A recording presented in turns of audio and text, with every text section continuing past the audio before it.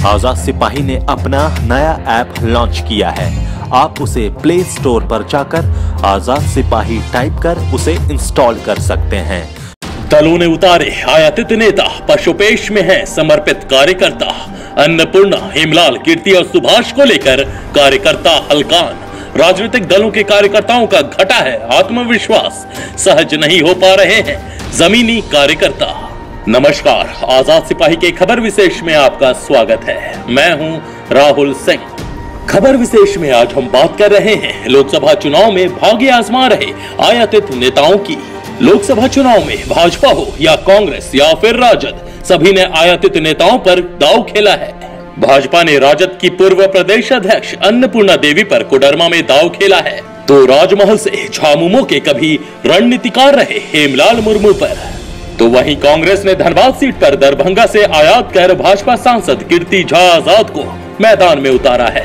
राजद ने चतरा लोकसभा सीट पर बिहार के बालू व्यवसायी सुभाष यादव को टिकट दिया है। अब पार्टियों ने तो आयातित नेताओं को टिकट तो दे दिया, लेकिन इनके समर्पित कार्यकर्ता हलकान हैं। उनके सामने स्थिति यह हो गई है कि जाएं तो जाएं कहां। इस स्थिति में कार्यकर्ताओं का आत्मविश्वास डोला हुआ है। उन्हें समझ नहीं आ रहा है कि क्या किया जाए। स्थिति तो यह बनी हुई है कि जमीनी स्तर के कार्यकर्ता सहज नहीं हो पा रहे हैं।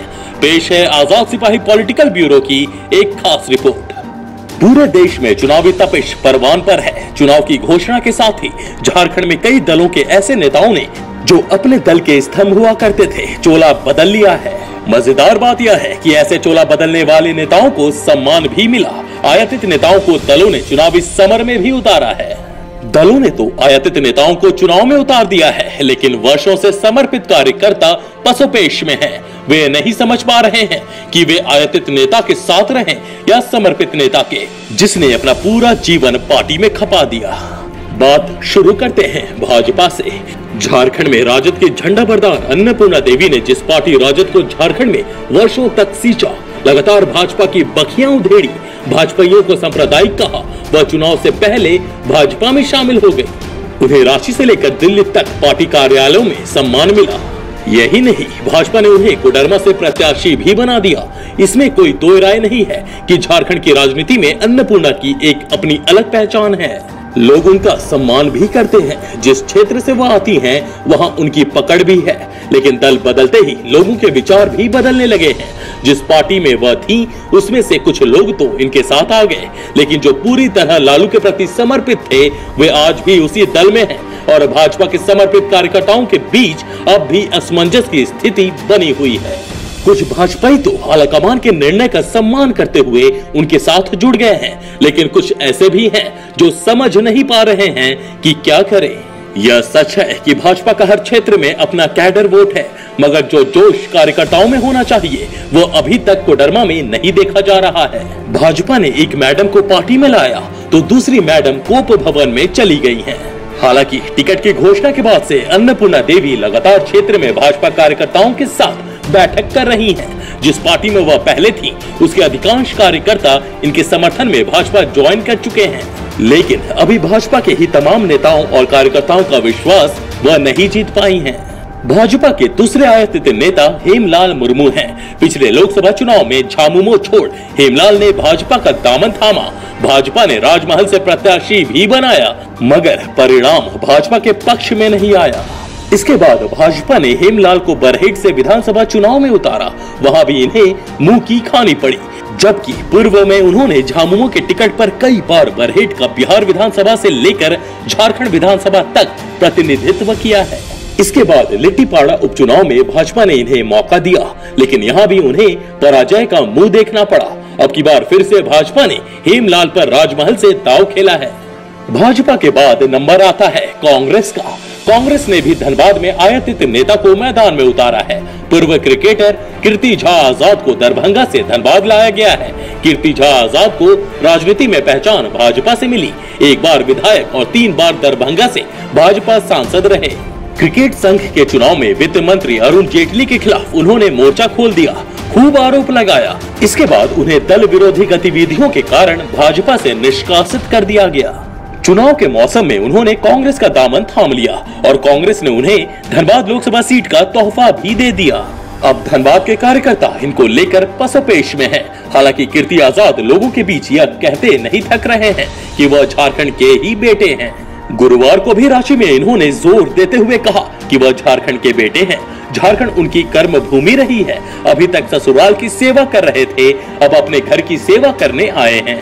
हालांकि यह सच है कि अपने अब तक के राजनीतिक जीवन में कीर्ति झा आजाद की प्राथमिकता में एक बार भी झारखंड नहीं आया, वह दरभंगा के ही होकर रह गए थे। एक और नेता है जिनका कभी झारखंड से लगाव नहीं रहा, लेकिन वह राजद के टिकट पर चतरा से चुनाव लड़ रहे हैं। राजद प्रत्याशी सुभाष यादव के राजद सुप्रीमो लालू प्रसाद यादव के दरबार में कद का अंदाजा इस बात से लगाया जा सकता है कि झारखंड राजद के लाख विरोध और महागठबंधन से चतरा सीट नहीं मिलने के बाद भी इन्हें प्रत्याशी बनाया गया है।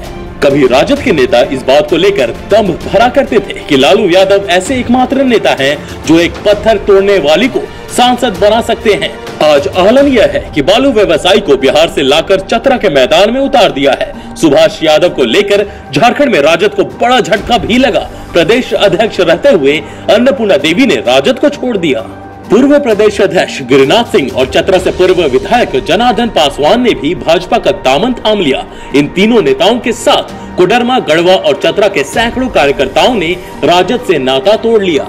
भले ही दलों की ओर से आयातित नेताओं को सम्मान दिया गया है, लेकिन कार्यकर्ता अभी भी ठगा हुआ महसूस कर रहे हैं। पहले चुनाव में यह देखा जाता था कि पार्टी कार्यकर्ताओं का जोश सातवें आसमान पर रहता था। किसी भी दल के कार्यकर्ता से पूछने पर यही जवाब आता था कि हमारी पार्टी जीत रही है। पहली बार यह देखा जा रहा है कि किसी भी दल के कार्यकर्ता सीधे यह कहने की स्थिति में नहीं है कि उनकी पार्टी का उम्मीदवार जीत रहा है। कार्यकर्ता भाजपा के हों, कांग्रेस के हों, झामुमो के हों, राजद के हों या झाविमो के, सभी यही कहते हैं कि सब कुछ तो ठीक है। लेकिन चुनाव से पहले उरी फिल्म का एक डायलॉग बहुत फेमस हुआ करता था, हाउ इज द जोश? जवाब मिलता था यस सर। लेकिन इस बार के चुनाव में पार्टी कार्यकर्ताओं से जब यह पूछा जाता है कि हाउ इज द जोश, तो जवाब मिलता है नो सर। बहरहाल चुनाव मैदान में उतरे आयातित नेताओं को कार्यकर्ताओं का कितना समर्थन मिलता है यह तो 23 मई को ही पता चलेगा। लेकिन इतना तय है कि ऐसा करने वाले दलों को अंततः नुकसान ही होता है।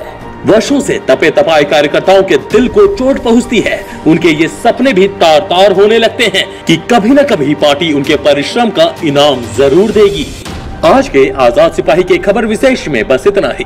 देश विदेश की तमाम बड़ी खबरों के लिए आप पढ़ते रहिए अपना लोकप्रिय दैनिक अखबार आजाद सिपाही। और हाँ, आप हमारे इस YouTube चैनल को सब्सक्राइब करना ना भूलें। जुड़े रहिए आजाद सिपाही के साथ। धन्यवाद।